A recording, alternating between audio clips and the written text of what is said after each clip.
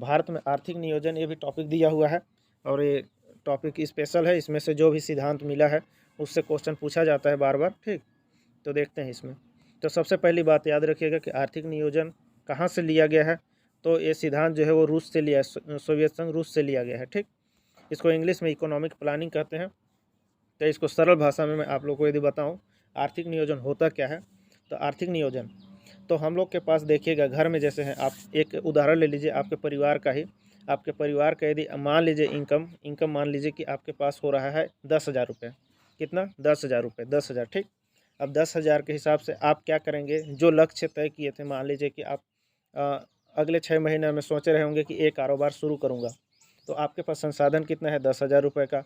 आपका यदि लक्ष्य है मान लीजिए 10,000 रुपये के इन्वेस्टमेंट, मान लीजिए 8,000 का इन्वेस्टमेंट है, तो आप उसको बैलेंस कैसे करेंगे? 10,000 है, 8,000 का आपको लगाना है। तो उसमें आप पहले से क्या करेंगे, रणनीति तैयार करेंगे कि इसमें इतना खर्च करेंगे, इसमें इतना खर्च करेंगे।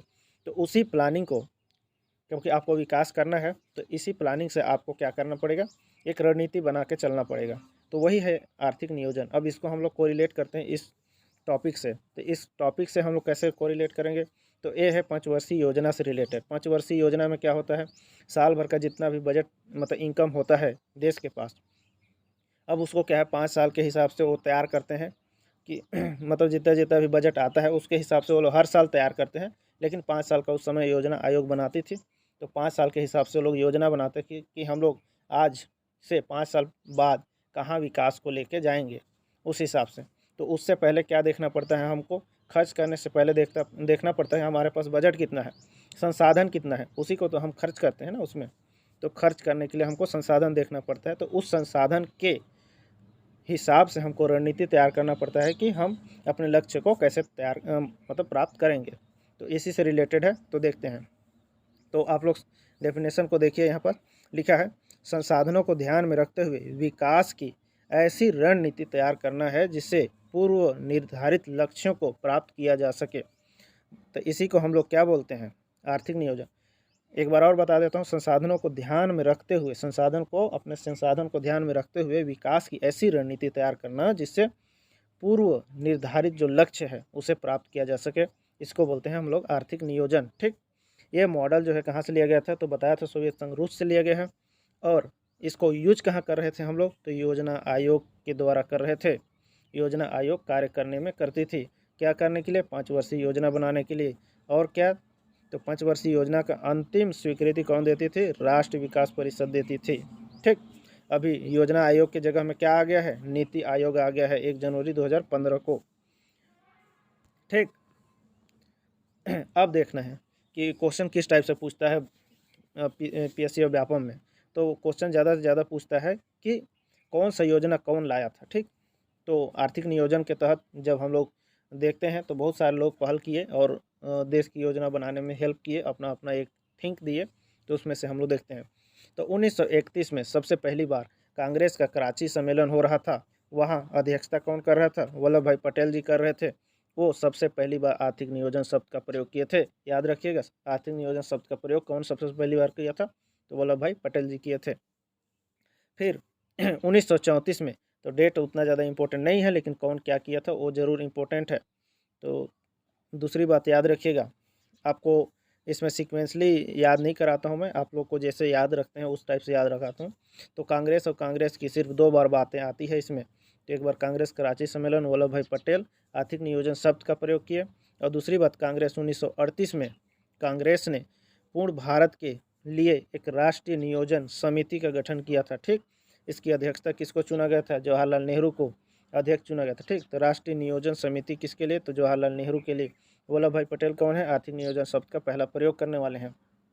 ठीक, अब दूसरा चीज़ क्या याद रखिएगा, देखिए आप लोग को डायरेक्ट याद करा रहा हूँ मैं, सिक्वेंसली नहीं बता रहा हूँ। ठीक, 1934 और 1944 में देखिए 2 चीज़, इसको कैसे याद रखना है मैं बताता हूँ।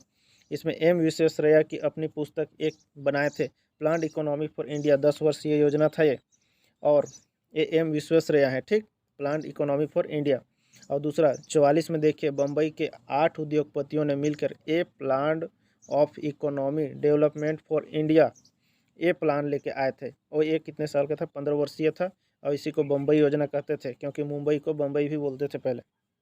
अब देखिए इसमें क्या याद रखिएगा आप। तो विश्वेश्वरैया अकेले हैं तो जो नाम होगा वो क्या है, छोटा ही होगा। यहाँ 8 लोग हैं, सेम सेम टाइप का नाम है, इसलिए कंफ्यूज नहीं होना है। 8 लोग हैं तो नाम क्या होगा, थोड़ा लंबा होगा।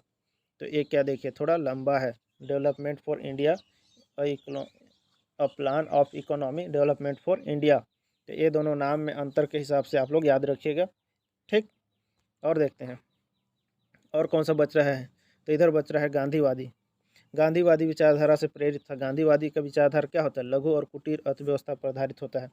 तो इसको याद रखने के लिए कैसे करेंगे आप लोग, तो गांधीवादी योजना को हमेशा याद रखिएगा। क्या है, गांधी जी क्या है, ज़्यादा से ज़्यादा अहिंसा और भगवान पर ज़्यादा विश्वास करते थे। तो उससे क्या होता है, श्रीमन नारायण अग्रवाल। तो श्रीमन नारायण किसको बोलते हैं, भगवान का नाम है नारायण जी का। तो यहाँ से याद रखिए गांधीवादी योजना क्या है, श्रीमन नारायण, ठीक। आप लोग को अच्छा लगे तो लाइक एंड शेयर और सब्सक्राइब जरूर करिएगा। फिर है 1944 में ही आया था एम.एन. राय द्वारा द पीपल्स प्लान, ठीक। द पीपल्स प्लान या जन योजना।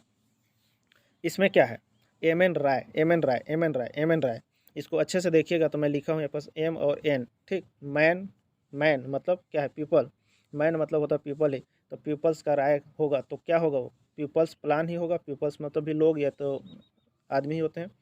तो जन, जन मतलब भी लोग ही होते हैं। तो यहाँ क्या है, नाम से ही नाम याद रखिएगा, एम.एन. राय। मैन क्या है, एक पीपल ही तो है, तो ऐसे याद रखिएगा, ठीक।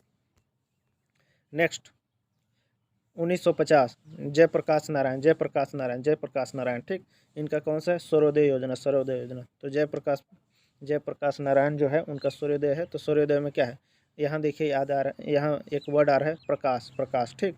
तो यहाँ से क्या हो जाएगा, सूर्य से ही तो प्रकाश मिलता है क्या, तो सूर्य और प्रकाश, ठीक।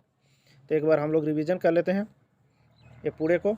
तो देखिए क्योंकि यहीं पास कंफ्यूज करता है, सही जोड़ी या तो विकल्प में आ जाता है। सबसे पहली बार क्या है, 1931 में कांग्रेस का कराची सम्मेलन, अध्यक्ष कौन किया, वल्लभ भाई पटेल। ये पहली बार आर्थिक नियोजन शब्द का प्रयोग किए थे। इसके बाद दूसरा किसको याद रखने के लिए बोला हूँ, 1938 का।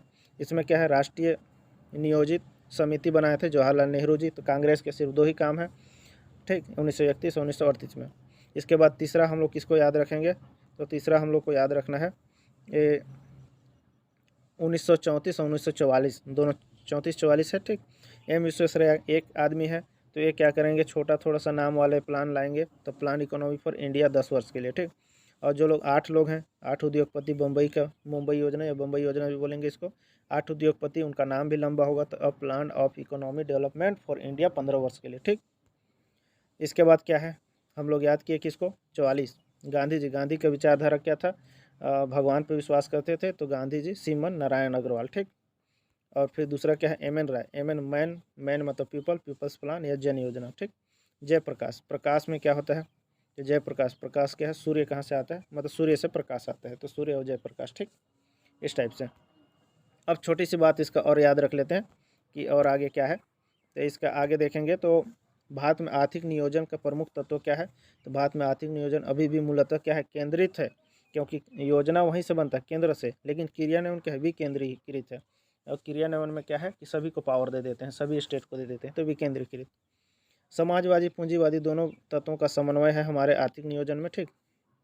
भारतीय योजना बहुउद्देश्य है। एक ही उद्देश्य को लेकर हम लोग योजना नहीं बनाते हैं, बहुत सारे सेक्टर्स को ध्यान में रख के बनाते हैं, इसलिए आर्थिक और सामाजिक दोनों पर बल देते हैं।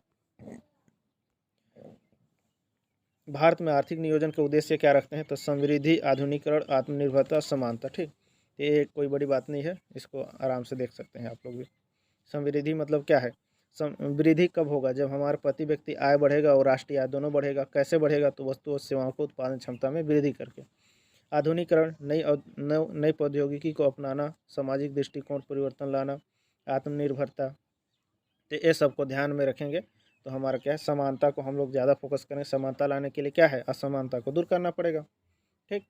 तो चलिए, जय हिंद, जय भारत। आज के लिए इतना ही, और देखते हैं।